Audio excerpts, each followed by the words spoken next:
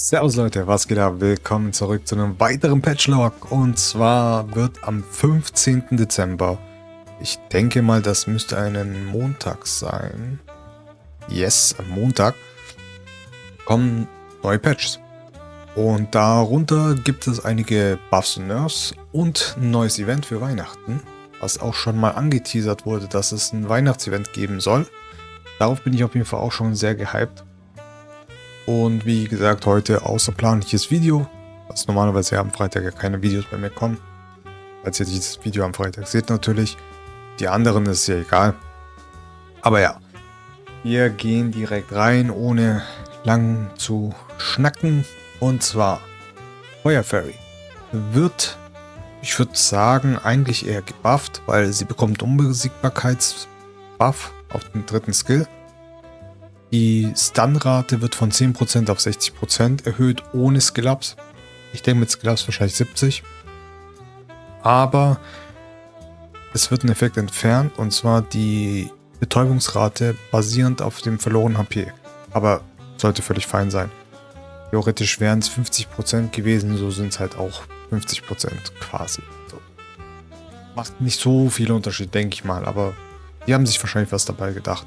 So, Krankenschwester, da haben sich ja viele beschwert, dass diese Bluttransfusion ja wirklich zu OP geworden ist. Jetzt ist es so, dass sie den Buff nicht mehr auf sich selber machen kann. Sie kann ihn auf andere machen, nicht mehr auf sich selber.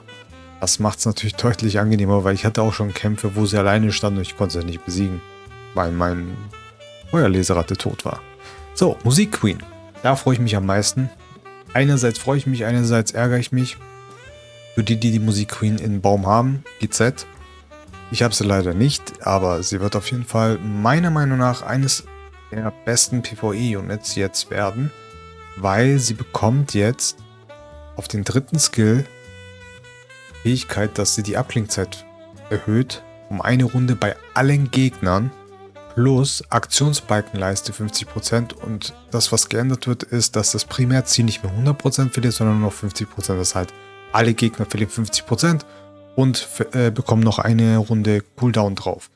Super stark. Ich denke auch nicht nur in PvE, aber sie wird auf jeden Fall sehr, sehr stark im PvE. Da bin ich leider, schade, hätte ich gern.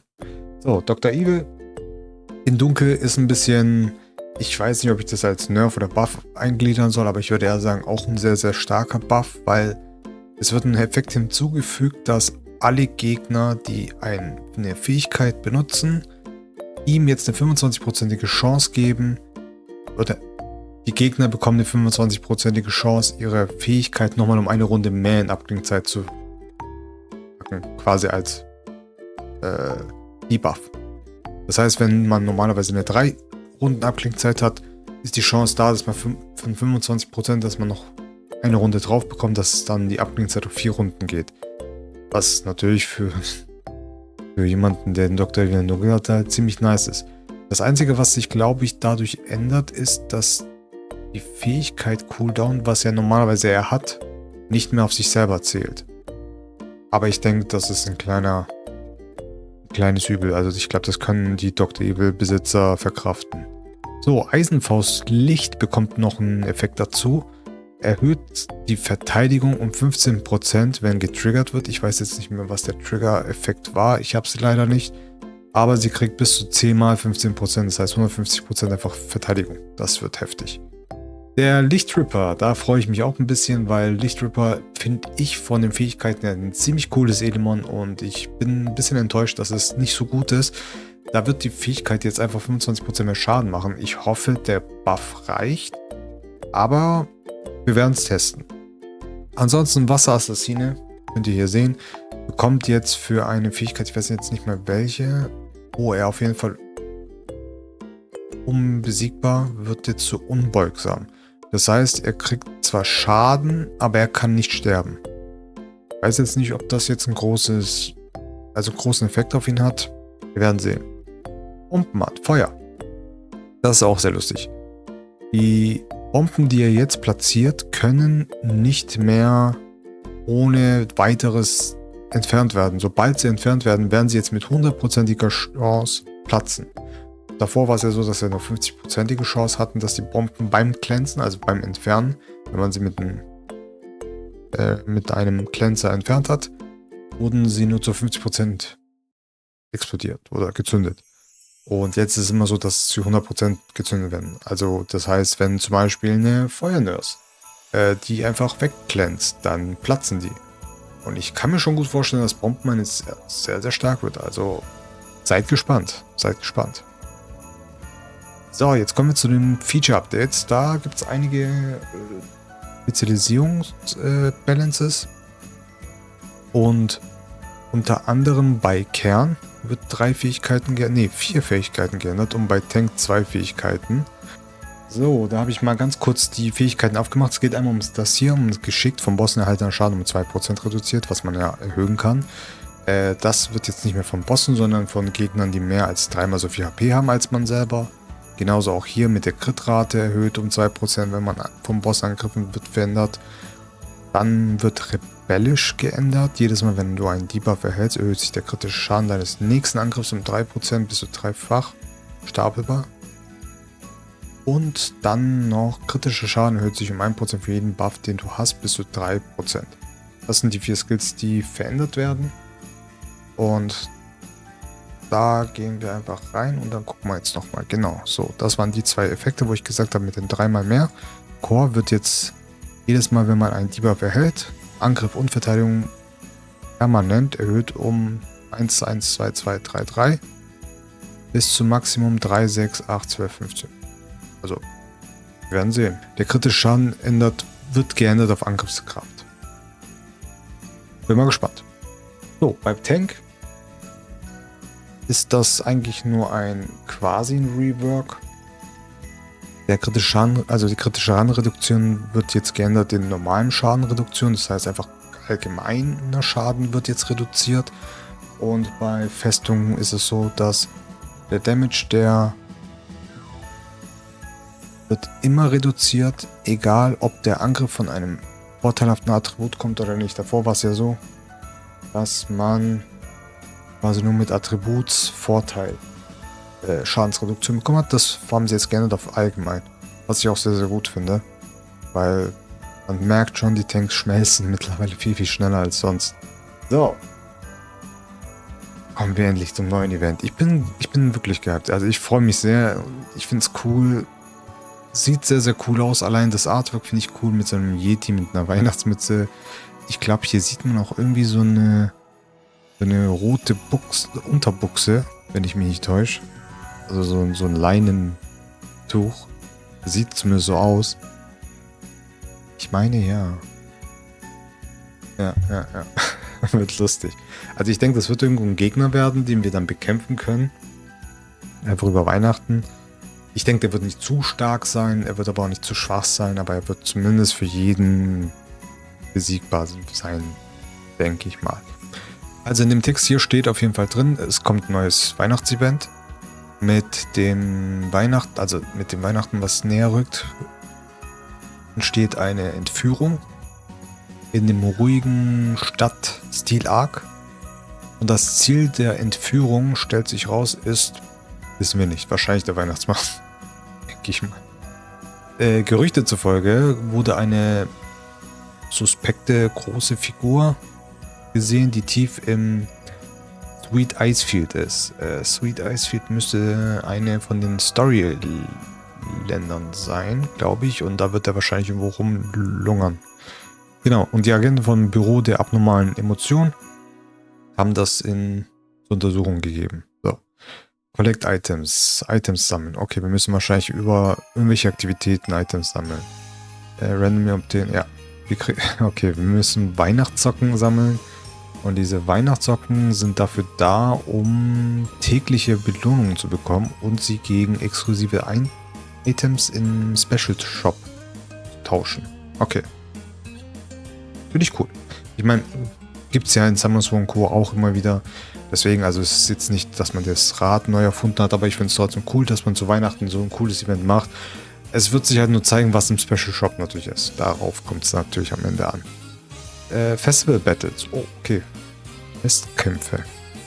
Während der Festivalzeit, also während der Festzeiten, Festival Exo Battle Modes. Okay, es gibt 2 exklusive Kampfmodis, die freigeschaltet werden. Nimmt teil in diesen Kämpfen, um Resolve the Cries of Prisoners and earn generous drop rewards. Okay.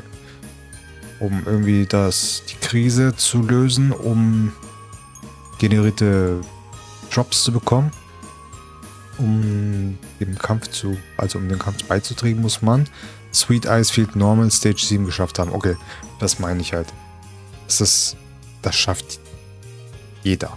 Das schafft wirklich sogar einer, der heute anfängt, und obwohl es würde sogar einer schaffen, der direkt zum Update neu anfangen würde, direkt am gleichen Tag Story Mode normal zu schaffen. Deswegen, also ist okay. Kann damit auf jeden Fall jeder mitmachen. Finde ich nice. Das Main Interface und die Arena-Szenen werden ersetzt mit festlichen Weihnachtsthemen-Versionen. Wahrscheinlich kriegen wir solche Themen dann.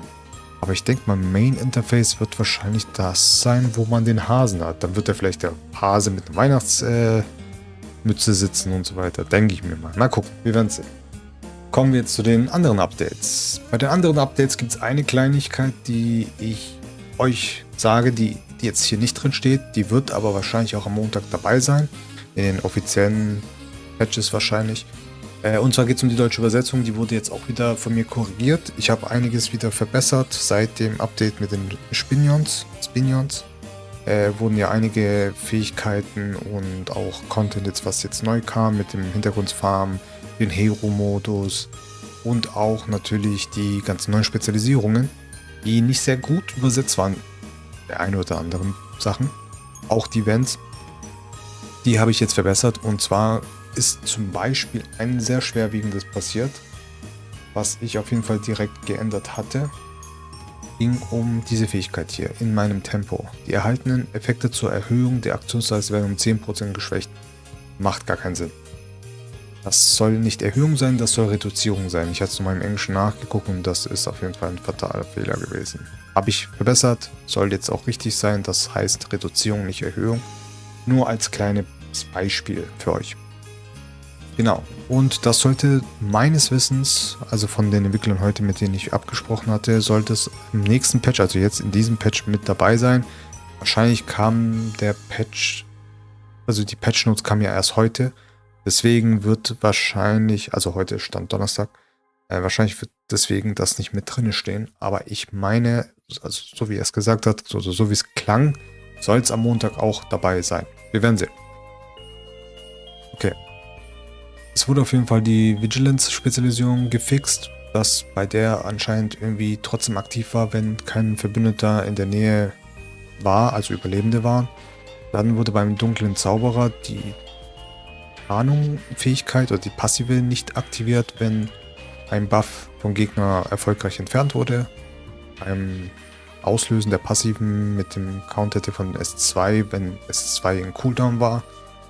Dann ein Fix bei dem Doppelklinge, dass anscheinend ein unauswählbares Ziel ausgewählt wurde. Ist mir auch noch nie passiert. Bin mal gespannt, was da genau war, aber ist ja auch egal. Ich meine, die meisten Sachen fallen uns nicht auf, weil es passiert vielleicht einmal oder so von 200 Leuten. Aber ja. So, dann wurde beim Feuerspezialist und beim Baum- und Dunkelingenieur der Entfernungseffekt nicht richtig ausgelöst. Okay, unter bestimmten Situationen, die leider hier nicht drin stehen. Dann ein Fix beim Feuer-Viking bei der S4, also quasi diese Runenfähigkeit, dass sie trotz bei Boss-Units benutzt werden konnte. Okay. Beim Hintergrundkampf wurde ein Problem gefixt, wobei ein Error-Code ausgelöst wurde, wenn man zum Hintergrundkampf gewechselt ist, anscheinend. Dann beim Hintergrundkampf wieder, dass inkorrekterweise angezeigt wurde, dass das Inventar voll wäre. Okay. So, dann wurde ein Fix gemacht, bei dem einige Fähigkeiten aus Gründen, weiß man nicht, einfach eigene Verbündete angegriffen haben.